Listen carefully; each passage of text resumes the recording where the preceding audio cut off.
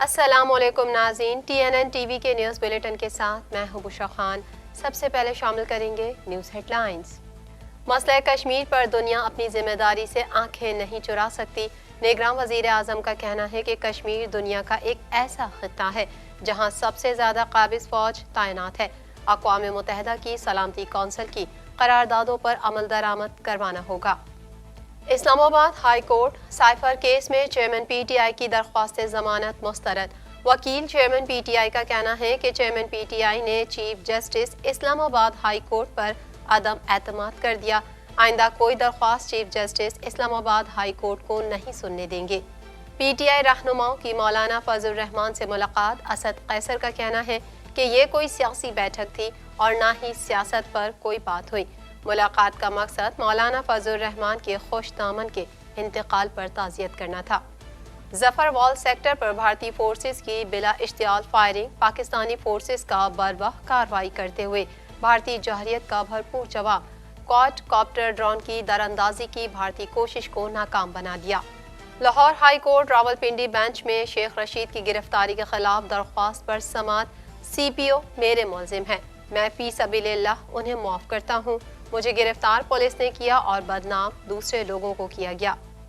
اسرائیل غزہ تنازع۔ کینیڈین وزیر اعظم کی حزب اختلاف کی جماعتوں سے ملاقات۔ لبرل حکومت نے کہا ہے کہ اسرائیل کو اپنے دفاع کا حق حاصل ہے۔ NDP رہنما جگمیت سنگھ کا جنگ بندی پر زور۔ دنیا میں بڑھتی ہوئی افراتفری۔ کینیڈین فوج کو گیئر تبدیل کرنا ہوگا۔ کینیڈین آرمی چیف کی جانب سے فوج کے نام دستاویزات جاری۔ روس اور چین کو اہم خطرہ قرار دے دیا۔ کینیڈا کے شہر ٹورنٹو میں اس ویکینڈ پر موسم سرد ہونے کا امکان۔ ویکینڈ پر شہر کا کم سے کم درجہ حرارت 6 ڈگری سینٹی گریڈ رہنے کی توقع۔ پیر کی رات سے شہری درجہ حرارت میں واضح کمی محسوس کریں گے۔ غزہ کے اسپتال قبرستان بن گئے۔ 3000 بچے اور 700 خواتین بھی شہید۔ فلسطینی مندوب ریاض منصور اقوام متحدہ اجلاس میں رو پڑے۔ امریکہ کا مشرق وسطی میں مزید فوج بھیجنے کا اعلان۔ حماس کے دورہ روس پر اسرائیل سیخ پا۔ میکسیکو سے طاقتور طوفان ٹکرا گیا، 27 افراد ہلاک۔ ساحلی علاقے میں 9 لاکھ افراد متاثر ہوئے۔ سیلابی ریلیں نے اپنے راستے میں آنے والی ہر شے کو تہس نہس کر کے رکھ دیا۔ ہیڈ لائنز آپ نے جانی اور اب شامل کریں گے خبروں کی تفصیل۔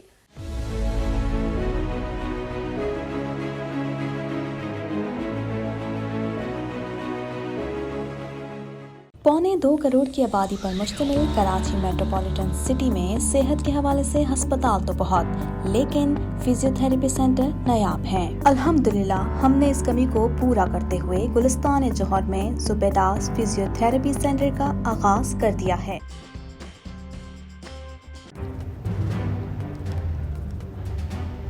Islamic Finance TV, the only TV channel of the fastest growing Islamic economy in the world and the prime mover of Islamic finance news.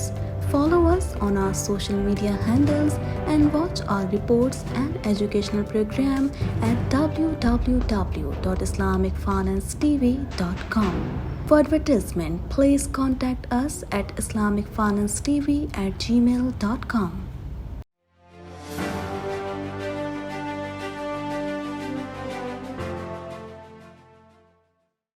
نگراں وزیر اعظم انوار الحق کاکڑ نے کہا ہے کہ مسئلہ کشمیر حل کرنے کے لیے عالمی برادری اپنی ذمہ داری سے آنکھیں نہیں چرا سکتی۔ مزید تفصیلات اس رپورٹ میں۔ نگراں وزیر اعظم انوار الحق کاکڑ نے کہا ہے کہ مسئلہ کشمیر حل کرنے کے لیے عالمی برادری اپنی ذمہ داری سے آنکھیں نہیں چرا سکتی۔ انہوں نے کہا کہ بھارت نے 5 اگست 2019 سے ایک مذموم مہم کا آغاز کر رکھا ہے۔ کشمیریوں کو ایک بے اختیار کمیونٹی میں تبدیل کرنے کی گھناؤنی سازش زوروں پر ہے۔ غیر جمہوری اور غیر قانونی اقدامات سلامتی کونسل کی قراردادوں اور چوتھے جنیوا کنونشن کی خلاف ورزی ہے۔ نگراں وزیر اعظم انوار الحق کاکڑ نے کشمیر یوم سیاہ کے موقع پر اپنے پیغام میں کہا کہ جموں کشمیر کے بڑے حصے پر بھارت کے غاصبانہ قبضے کو 76 سال بیت گئے۔ آج تک بھارت نے اس علاقے پر زبردستی قبضہ جاری رکھا ہوا ہے۔ اپنے پیغام میں انوار الحق کاکڑ کا کہنا تھا کہ بھارت کو جموں کشمیر میں انسانی حقوق کی سنگین خلاف ورزیوں کو روکنا ہوگا۔ اقوام متحدہ کی سلامتی کونسل کے متعلقہ قراردادوں پر عمل درآمد کروانا ہوگا۔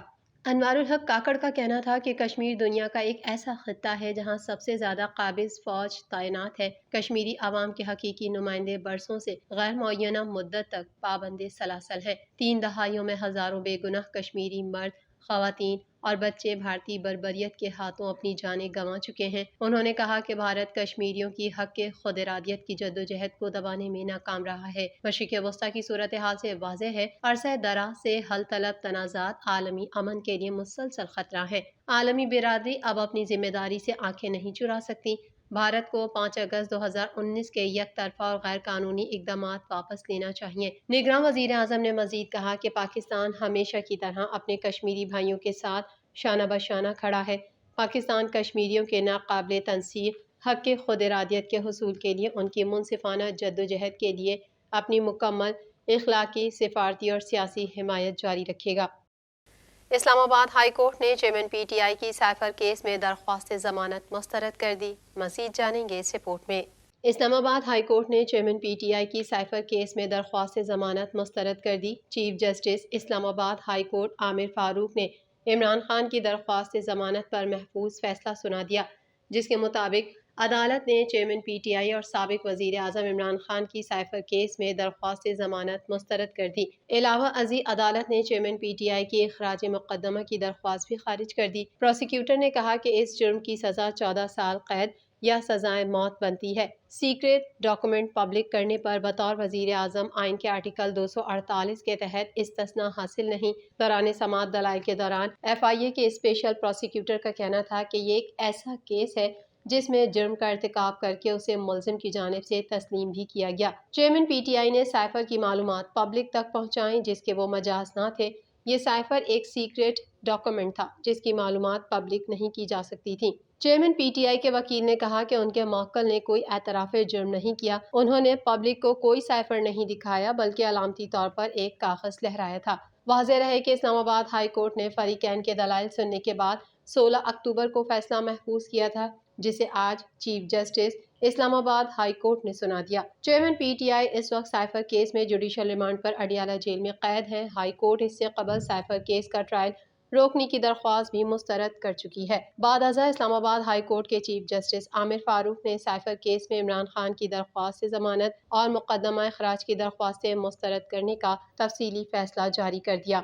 دریں اثنا اسلام آباد ہائی کورٹ نے سائفر کیس میں فرد جرم کے آرڈر کے خلاف چیئرمین پی ٹی آئی کی درخواست نمٹانے کا تحریری فیصلہ بھی جاری کر دیا۔ چیف جسٹس اسلام آباد ہائی کورٹ عامر فاروق نے تحریری فیصلہ جاری کیا جس میں کہا گیا ہے کہ یہ عدالت 23 اکتوبر کے آفیشل سیکریٹ ایکٹ کی عدالت کے فیصلے میں کوئی مداخلت نہیں کر سکتی۔ آرٹیکل 10A کے تحت ملزم کو شفاف ٹرائل کا حق دیا جائے۔ ٹرائل کورٹ کی آبزرویشن سے کسی قسم کا تعصب ظاہر نہیں ہوتا۔ اس بات سے انکار نہیں کہ شفاف ٹرائل ملزم کا بنیادی حق ہے۔ دوسری جانب چیئرمین پی ٹی آئی کے وکیل سلمان صفدر نے کہا ہے کہ عمران خان نے چیف جسٹس اسلام آباد ہائی کورٹ پر عدم اعتماد کر دیا ہے۔ اڈیالہ جیل میں سائفر کیس کی سماعت کے بعد میڈیا سے گفتگو کرتے ہوئے وکیل سلمان صفدر نے کہا کہ چیئرمین پی ٹی آئی کا مورال بہت بلند ہے۔ شاہ محمود قریشی سے وکلا کی ملاقات نہیں کرنے دی جا رہی۔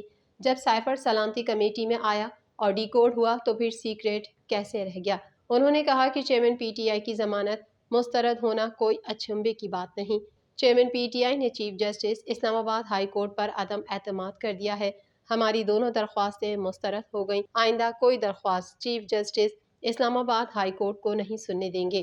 چیئرمین پی ٹی آئی نے پیغام دیا کہ سائفر کا ایشو قومی سلامتی کمیٹی کے سامنے رکھا گیا، ڈی کلاسیفائی ہوا تو سیکریٹ کیسے ہو گیا؟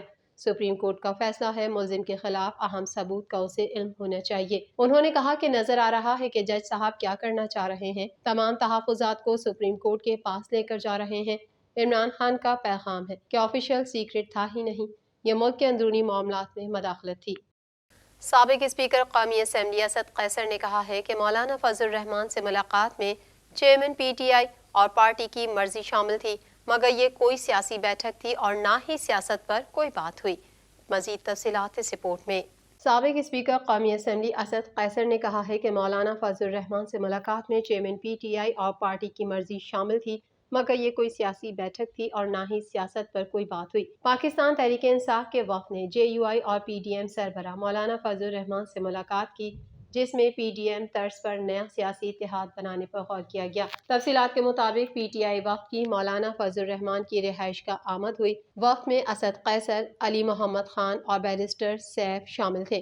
بعد ازاں میڈیا نمائندوں سے گفتگو میں سابق اسپیکر قومی اسمبلی اسد قیصر نے کہا کہ ملاقات میں چیئرمین پی ٹی آئی اور پارٹی کی مرضی شامل تھی، مگر یہ کوئی سیاسی بیٹھک نہ تھی اور نہ ہی سیاست پر کوئی بات ہوئی۔ انہوں نے کہا کہ خیبر پختونخوا سے تعلق رکھنے والے جتنے بھی سیاستدان ہیں وہ آپس میں غمی کے موقع پر ملاقات کرتے اور ایک دوسرے سے تعزیت کرتے ہیں۔ ہم اپنی ثقافت کے تحت ایک دوسرے سے غم بانٹتے ہیں اور آج کی ملاقات کا مقصد مولانا فضل الرحمان کی خوش دامن کے انتقال پر تعزیت کرنا تھا۔ آئندہ ہونے والی ملاقاتوں کے حوالے سے اسد قیصر نے کہا کہ اس بارے میں وقت ہی بتائے گا۔ میڈیا رپورٹ کے مطابق پی ٹی آئی وفد اور مولانا فضل الرحمان کے دوران ہونے والی ملاقات میں آئندہ عام انتخابات سے متعلق تفصیلی مشاورت کی گئی، جبکہ پی ڈی ایم کی طرز پر نئے سیاسی اتحاد کی تجویز پر غور کیا گیا۔